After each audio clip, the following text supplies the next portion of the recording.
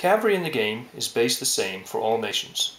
It makes no difference if it's an Hussar, a Cuirassier, a Dragoon, a Mounted Jaeger, Cossack, whatever. It's all based the same. Cavalry is based with a frontage of 1 1/8 inches and a 2-inch depth. Again, the depth is mainly due to the size of the figures.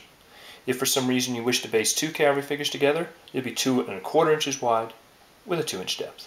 But it's recommended that you base all cavalry on individual figure bases. It makes it easy for formation changes, facing, and of course, casualty removal.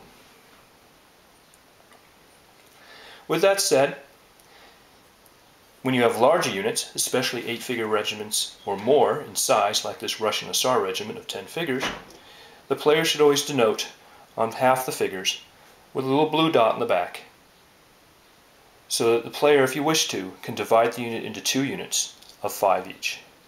It takes a minimum size unit of 8 figures to be able to divide it into 2 units. It's unique, and basically you have 2 individual cavalry regiments in the game for playing on the tabletop. There are some disadvantages for doing this, mainly in the combative capability of the second unit. Otherwise, there's no other effect. And last but least, remember, as you dismount cavalry, it's done on a 1-for-1 figure basis. For example, these 6 figures of French dragoons would have come from a 6-figure dragoon regiment.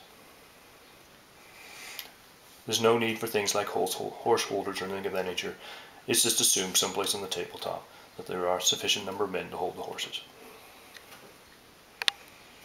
With that being said, the next segment is going to cover artillery and train.